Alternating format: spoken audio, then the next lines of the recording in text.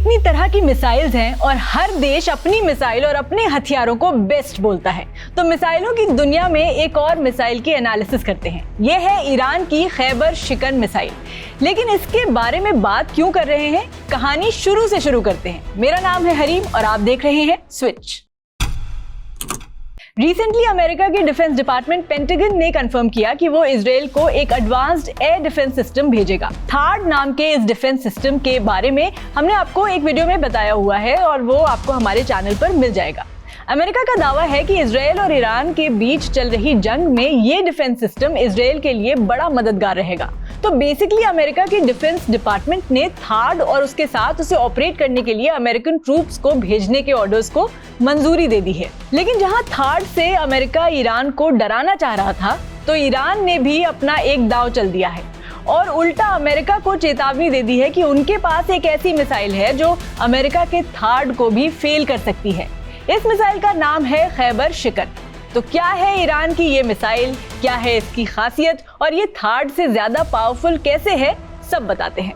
सबसे पहले समझते हैं कि ईरान ने अमेरिका और इजराइल को क्या वार्निंग दी है। ईरान के डिप्लोमेट अब्बास अरागची ने चेतावनी दी है कि क्षेत्र में पूरी तरह से युद्ध रोकने की कोशिशों के बावजूद ईरान अपने लोगों और हितों की रक्षा करने से पीछे नहीं हटेगा। उन्होंने इस बात पर जोर दिया कि अपने लोगों की सुरक्षा के लिए वो किसी भी हद तक जा सकता है।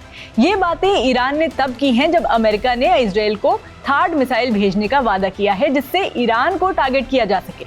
उधर ईरानी मीडिया में दावा किया जा रहा है कि इजराइल में तैनात किया जा रहा अमेरिकी third missile defence system Iran की मिलिट्री प्लानिंग्स पर कोई असर नहीं डालेगा। ईरान की मीडिया का कहना है कि ईरानी मिसाइलें पहले ही इजराइल के एडवांस्ड एयर डिफेंस सिस्टम को चकमा दे चुकी हैं और अगर जरूरत पड़ी तो वो फिर से ऐसा कर सकती हैं, भले ही अमेरिका के थार्ड सिस्टम का सामना क्यों ना करना पड़े। लेकिन ईरान को ये कॉन्फिडेंस कहां से आया?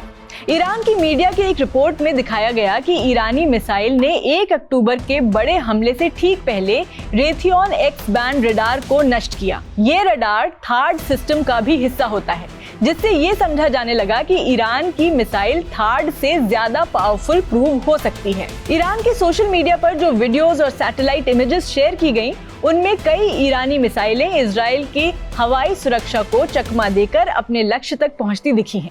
तो अगर ये वीडियो सही हैं, तो ईरानी मिसाइलों की शक्ति का अंदाजा लगाया जा सकता है। बताया जा रहा है कि इनमें जो मिसाइलें इस्तेमाल हुई हैं, वो ईरान की खैबर शिकन नाम की मिसाइलें हैं, जिन्हें फोर्ट्रेस बस्टर्स या कासल बस्टर्स के नाम से भी जाना जाता है। ये मिसाइलें 1 अक्टूबर को इजराइल के एयर डिफेंस सिस्टम को पार करते हुए आसानी से अपने टारगेट तक पहुंच गईं।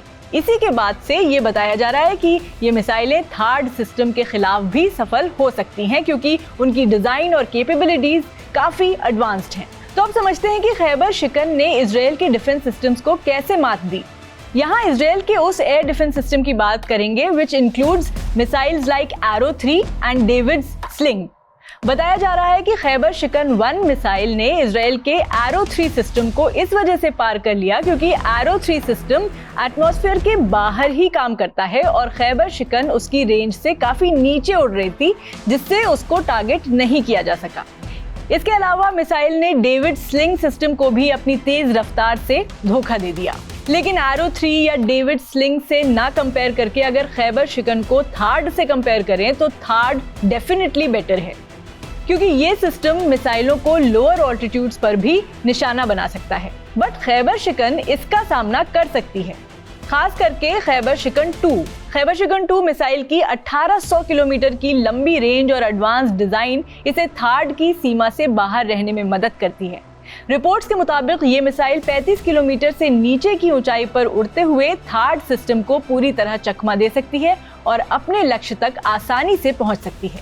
वैसे बताया तो ये भी जा रहा है कि खैबर शिकन 1 मिसाइल भी थार्ड को डिफीट कर सकती है if it aims at locations near the outer limits of third. बात यह है कि थार्ड बेहद एडवांस्ड है, लेकिन ये उतना ही एक्सपेंसिव भी है, विच limits the number of interceptors available. मतलब कोई देश बहुत बल्क में थार्ड सिस्टम का इस्तेमाल नहीं कर सकता। तो वही ईरान के पास थार्ड के टक्कर की large number of ballistic missiles हैं जो रिलेटिवली कम एक्सपेंसिव हैं। बहरहाल ईरान की खैबर शिकन के आगे अगर थार्ड वाकई फेल हुई तो ये नाकामी अमेरिका के लिए मिलिट्री और जियोपॉलिटिकल रिस्क बढ़ा सकती है। अगर ईरान थार्ड को सीधे निशाना बनाता है तो इससे अमेरिकी सैनिकों की जान पर भी खतरा हो सकता है और इससे अमेरिका की रेपुटेशन को भी नुकसान हो सकता है, क्योंकि अमेरिका ये बर्दाश्त नहीं कर पाएगा कि उसका $1 अरब का थार्ड सिस्टम दुश्मन के हमले से रक्षा करने में असफल हो गया। For more videos on the Middle East crisis, keep watching Switch.